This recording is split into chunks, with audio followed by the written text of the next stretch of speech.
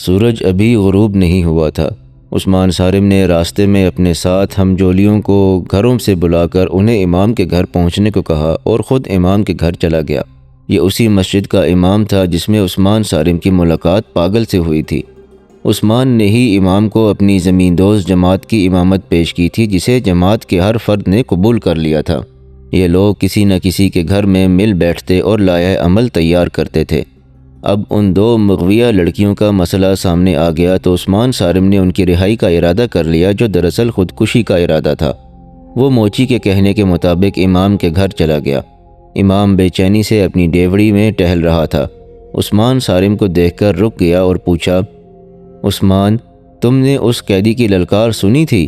معلوم ہوتا تھا وہ لڑکیاں اس کی بہنیں تھیں۔ میں اسی للکار پر لبیک کہنے آیا ہوں محترم امام، عثمان صارم نے کہا۔ برجیس آ رہا ہے اور میرے 7 دوست بھی آ رہے ہیں۔ تم کیا کرو گے؟ امام نے پوچھا۔ تم کر ہی کیا سکو گے؟ میں جانتا ہوں کہ ہماری بے شمار لڑکیاں کافروں کے قبضے میں ہیں، مگر ان 2 لڑکیوں نے مجھے امتحان میں ڈال دیا ہے۔ اس نے منہ اوپر کر کے گہری آہ بھری اور کہا، یا خدا، مجھے صرف ایک رات کے لیے جوان کر دے یا آج ہی رات میری جان لے لے۔ اگر میں زندہ رہا تو تمام عمر ان لڑکیوں کی آہوزاری مجھے سنائی دیتی رہے گی اور میں پاگل ہو جاؤں گا۔ ہمیں اپنی دانش کی روشنی دکھائیں، عثمان صارم نے کہا۔ مجھے امید ہے کہ ہم آپ کو ایک رات سے زیادہ بے چین نہیں رہنے دیں گے۔ عثمان صارم کے 2 ساتھی اندر آئے۔ امام نے انہیں بیٹھنے کو کہا اور تینوں سے مخاطب ہو کر کہا، آج یوں معلوم ہوتا ہے جیسے میری دانش جواب دے گئی ہے۔ مجھے اس طرح بے قابو نہیں ہونا چاہیے، لیکن کوئی غیرت کو للکارے تو جذبے بڑھک اٹھتے ہیں، جنہیں مطمئن کرنے کے لیے جوان ہونا ضروری ہوتا ہے۔ لیکن میرے بچوں، میں بہت بوڑھا ہو گیا ہوں، مجھ میں اب برداشت کی قوت نہیں رہی۔ تم جو کچھ کرنے کا ارادہ کرو سنبھل کر کرنا۔ ایک ایک کر کے 7 نوجوان جمع ہو گئے اور ان کے فوراً بعد موچی آ گیا۔ اس نے بوری اٹھا رکھی تھی جس میں پرانے جوتے اور اوزار تھے۔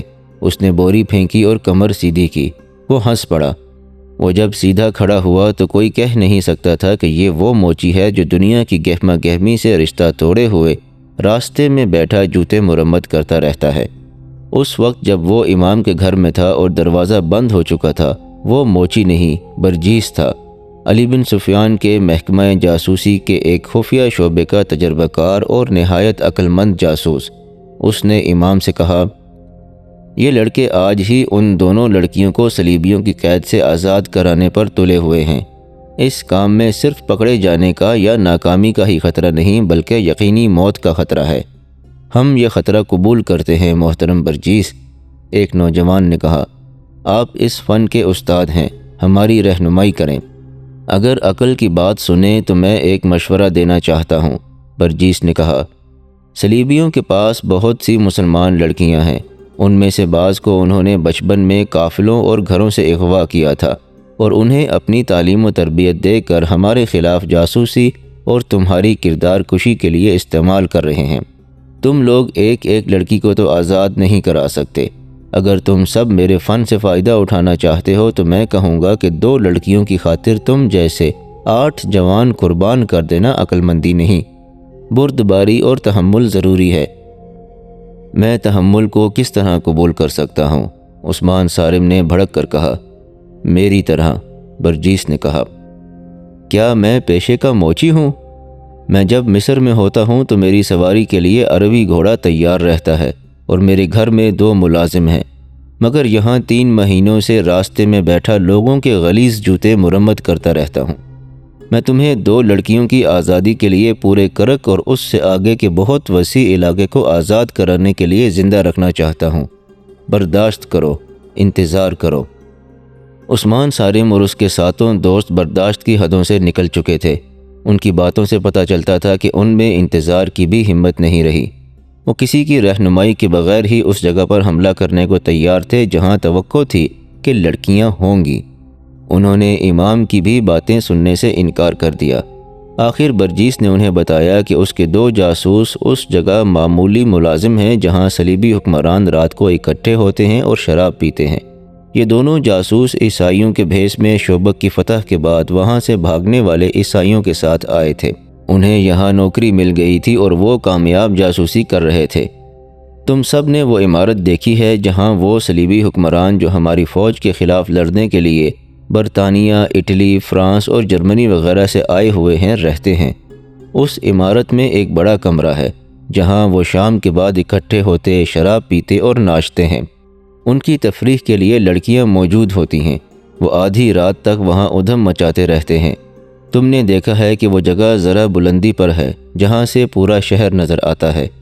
وہاں فوج کا پہرا بھی ہوتا ہے۔ اس عمارت تک پہنچنا ممکن نہیں۔ کوئی عام آدمی بلکہ کوئی خاص شہری بھی اس عمارت کے قریب نہیں جا سکتا۔ میں یہ معلوم کر سکتا ہوں کہ یہ دو لڑکیاں کہاں ہوں گی، مگر ان تک رسائی کا طریقہ صرف یہ ہے کہ ہماری فوج باہر سے ابھی حملہ کر دے۔ اس صورت میں تمام حکمران اور فوجی حکام اس عمارت سے چلے جائیں گے اور حملہ روکنے میں لگ جائیں گے۔ مگر آج رات حملہ نہیں ہو سکتا۔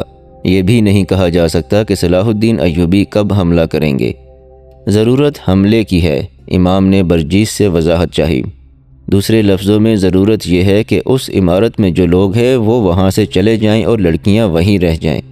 اس صورت میں آپ یہ کہنا چاہتے ہیں کہ ہمارے بچے اس عمارت میں داخل ہو کر لڑکیوں کو اٹھا لائیں؟ جی ہاں، برجیس نے اپنے تجربے کی بنا پر خود اعتمادی سے کہا۔ اگر شہر کے اندر کوئی بڑا ہی شدید اور خطرناک قسم کا ہنگامہ ہو جائے، کہیں آگ لگ جائے اور آگ جنگی ساز و سامان کو لگے، تو شاید حکمران اور دیگر لوگ وہاں سے نکل کر موقع واردات پر چلے جائیں۔ برجیس گہری سوچ میں کھو گیا۔ اس نے عثمان صارم اور اس کے ساتھیوں کو باری باری دیکھا اور کچھ دیر بعد کہا، ہاں میرے مجاہدوں، اگر ایک جگہ آگ لگا سکتے ہو تو لڑکیوں کی رہائی کی صورت پیدا ہو سکتی ہے۔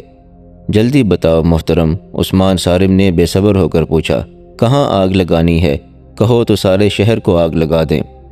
تم سب نے وہ جگہ دیکھی ہے جہاں صلیبیوں کی فوج کے گھوڑے بندھے رہتے ہیں؟ برجیس نے کہا، وہاں اس وقت کم و بیش 600 گھوڑے ایک جگہ بندھے ہوئے ہیں، باقی مختلف جگہوں پر ہیں۔ ان کے قریب اتنی ہی تعداد اونٹوں کی بندھی ہوئی ہے۔ ان سے ذرا ہی پرے گھوڑوں کے خشک گھاس کے پہاڑ کھڑے ہیں۔ اس سے تھوڑا ہٹ کر فوج کے خیموں کے ڈھیر پڑے ہیں۔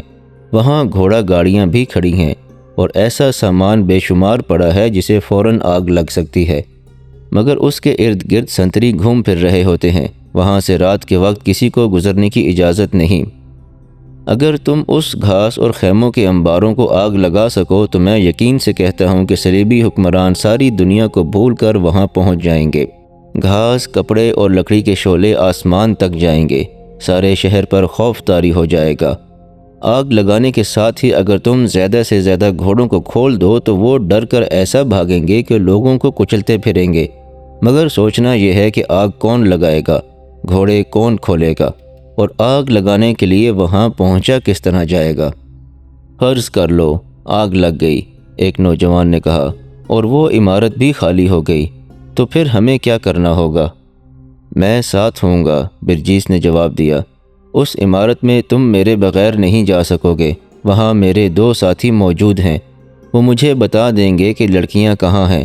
مگر یہ بھی سوچ لو کہ لڑکیوں کو اٹھا لائیں گے تو انہیں کہیں چھپانا بھی ہوگا، اور اس کے بعد کرک کے مسلمانوں پر قیامت ٹوٹ پڑے گی۔ صلیبی یقین ہی نہیں کریں گے کہ یہ مسلمان کے سوا کسی اور کا کام ہو سکتا ہے۔ مسلمان پہلے کتنے کچھ آرام میں ہیں، امام نے کہا۔ میں مشورہ دیتا ہوں کہ ہم یہ کام کر گزریں۔ صلیبیوں کو معلوم ہو جانا چاہیے کہ مسلمان کتنا ہی مجبور اور بے بس کیوں نہ ہو، وہ غلام نہیں رہ سکتا اور اس کا وار جگر چاک کر دیا کرتا ہے۔ برجیس تو تھا ہی کمانڈو قسم کا جاسوس۔ وہ کئی راز معلوم کر کے سلطان ایوبی تک پہنچا چکا تھا، لیکن اسے اس قسم کی تخریب کاری کا کوئی موقع نہیں ملا تھا۔ وہ ایسی شدید کارروائی کو ضروری سمجھتا تھا تاکہ صلیبیوں کو معلوم ہو جائے کہ مسلمان کیا کر سکتا ہے۔ اس نے عثمان صارم اور اس کے ساتھیوں کو سمجھانا شروع کر دیا کہ انہیں کیا کرنا ہے۔ اس سلسلے کی 2 کڑیاں بہت نازک تھیں۔ ایک یہ کہ آگ لگانے کے لیے 3-4 لڑکیاں جائیں، وہ سنتری سے کسی اعلیٰ فوجی حاکم کا پتہ پوچھیں اور سنتری کو مار ڈالیں۔ برجیس نے لڑکیوں کو بھیجنے کی اس لیے سوچی تھی کہ عورت، خصوصاً نوجوان لڑکی، جو تاثر پیدا کرتی ہے وہ کوئی مرد نہیں کر سکتا، مرد شک پیدا کر سکتا ہے۔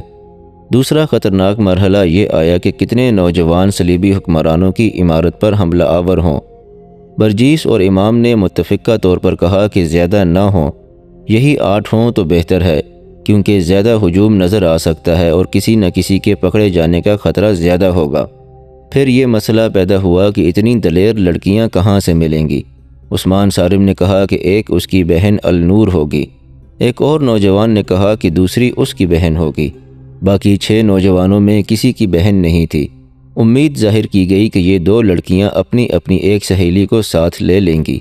برجیس نے ان لڑکیوں کو ان کا کام سمجھانے کی ذمہ داری اپنے اوپر لی۔ سورج غروب ہو گیا، امام مسجد ایک طرف چلا گیا، باقی سب ایک ایک کر کے باہر نکلے۔ سب سے آخر میں برجیس باہر نکلا۔ وہ پھر وہی موچی تھا جسے کچھ خبر نہیں تھی کہ اس کے ارد گرد کیا ہو رہا ہے۔ وہ جھکا جھکا اس طرح مری ہوئی چال چلا جا رہا تھا جیسے ساری دنیا کے رنج و غم کا بوجھ اس کے کندھوں پر گرا پڑا ہو۔ عثمان صارم اپنے گھر سے ابھی کچھ دور تھا کہ اسے رینی الیگزینڈر مل گئی۔ وہ عثمان کی بہن النور کی گہری سہیلی بنی ہوئی تھی۔ دونوں بہن بھائی چاہتے تھے کہ وہ ان کے گھر نہ آیا کرے، لیکن عثمان صارم اسے اچانک گھر آنے سے روک کر کسی شک میں نہیں ڈالنا چاہتا تھا۔ رینی اس کے ساتھ بے تکلف ہونے کی کوشش کیا کرتی تھی، جس سے عثمان کو یہ خیال بھی آتا تھا کہ وہ اس کا کردار خراب کر کے اس کا قومی جذبہ مارنا چاہتی ہے۔ اس شام رینی راستے میں مل گئی۔ اس نے مسکرا کر دیکھا اور رکنا نہ چاہا، مگر رینی رک گئی اور اس کا راستہ روک لیا۔ عثمان صارم کو ایسا کوئی ڈر نہیں تھا کہ وہ مسلمان ہے اور ایک عیسائی لڑکی کے ساتھ راز و نیاز کی باتیں کرتا پکڑا گیا تو سزا پائے گا۔ وہ جانتا تھا کہ صلیبی اور یہودی انہیں دیکھ کر خوش ہوں گے کہ ان کی ایک لڑکی مشتبہ مسلمان نوجوان کو اپنا گرویدہ بنا رہی ہے۔ وہ بھی رک گیا اور بولا، میں ذرا جلدی میں ہوں رینی۔ تمہیں کوئی جلدی نہیں عثمان، رینی نے دوستانہ لہجے میں کہا۔ کیا تم اتنی آسانی سے مجھ سے پیچھا چھڑا سکو گے؟ میں تم سے پیچھا چھڑانے کی نہیں سوچ رہا۔ جھوٹ نہ بولو عثمان، رینی نے مسکرا کر کہا۔ میں تمہارے گھر سے آ رہی ہوں۔ تمہاری بہن نے مجھے صاف کہہ دیا ہے کہ یہاں اب کم آیا کرو۔ عثمان ناراض ہوتا ہے۔ کیوں عثمان؟ یہ بات تم نے خود کیوں نہ کہہ دی؟ عثمان صارم خاموش رہا۔ اس کی بہن نے جلد بازی سے کام لیا تھا، اس کے لیے جواب دینا مشکل ہو گیا۔ اسے خاموش دیکھ کر رینی نے کہا، مجھے یہ تو بتا دو کہ میں تمہارے گھر کیوں نہ آیا کروں؟ عثمان صارم کی ذہنی حالت کچھ اور تھی۔ وہ جلدی میں تھا اور اس کے جذبات بھڑکے ہوئے تھے۔ وہ ٹالنے کے لیے کوئی موزوں جواب نہ سوچ سکا۔ اس کے منہ سے وہی بات نکل گئی جو اس کے دل میں تھی۔ اس نے کہا، رینی، معلوم نہیں میں خود کیوں نہ تمہیں کہہ سکا کہ ہمارے گھر نہ آیا کرو۔ اب سن لو، ہماری آپس میں کتنی ہی محبت کیوں نہ ہو، ہم قومی لحاظ سے ایک دوسرے کے دشمن ہیں۔ تم ذاتی محبت کی بات کرو گی، مگر میں قومی محبت کا قائل ہوں جو صلیب اور قرآن مجید میں کبھی پیدا نہیں ہو سکتی۔ یہ میرا وطن ہے۔ تمہاری قوم یہاں کیا کر رہی ہے؟ جب تک تمہاری قوم کے آخری آدمی کا بھی وجود یہاں رہے گا، ہم ایک دوسرے کے دوست نہیں بن سکتے۔ میرے دل میں جو کچھ تھا وہ تمہیں بتا دیا ہے، اور میرے دل میں جو کچھ ہے وہ بھی سن لو، رینی نے کہا۔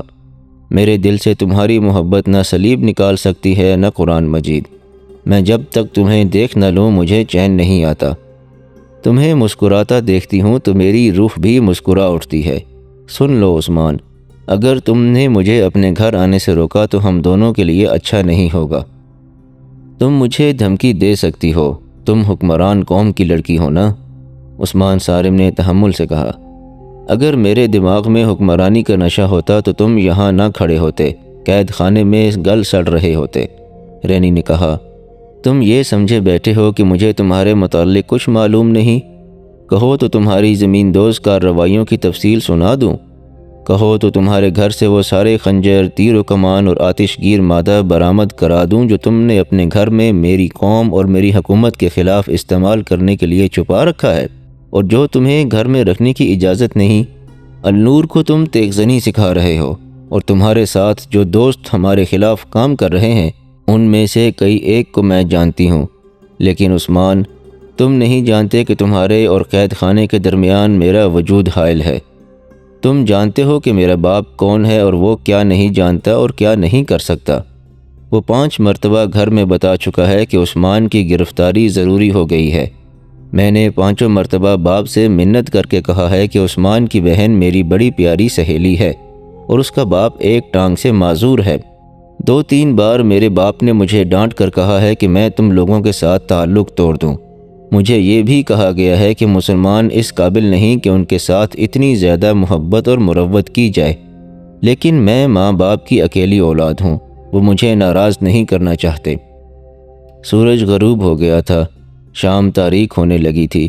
عثمان صارم خاموش رہا، اس کا ذہن کسی اور طرف تھا۔ وہ کچھ جواب دیے بغیر چل پڑا۔ ابھی 2 ہی قدم اٹھائے تھے کہ رینی نے آگے ہو کر اسے اس طرح روک لیا کہ اس کا سینہ عثمان کے سینے سے لگ گیا۔ رینی نے دونوں ہاتھ اس کے کولہوں پر رکھ دیے۔ اس کے جسم سے عثمان کو ایسی عطربیز بو آئی جو مسلمان گھرانوں میں نہیں ہوتی تھی۔ لڑکی اس کے قریب ہو گئی، اتنی قریب کہ ان کی سانسیں ٹکرانے لگیں۔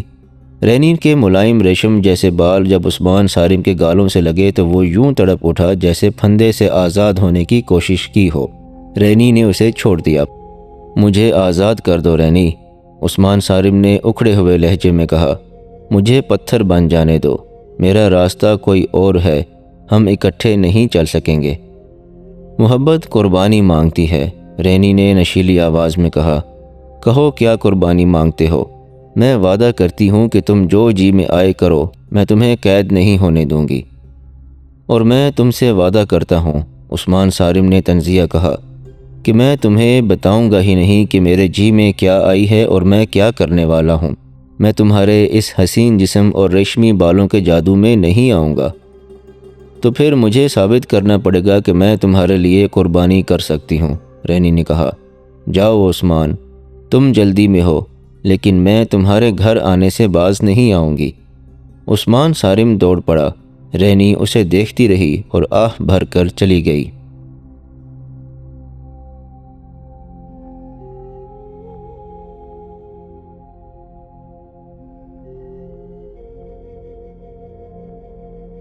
یہاں پر اس قسط کا اختتام ہوتا ہے۔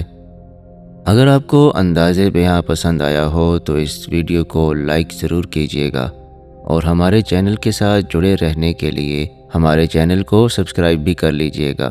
انشاءاللہ اگلی قسط میں حاضر ہوتے ہیں۔ تب تک کے لیے اپنے اور اپنے آس پاس کے تمام لوگوں کا بہت خیال رکھیے گا۔ اللہ نگہبان۔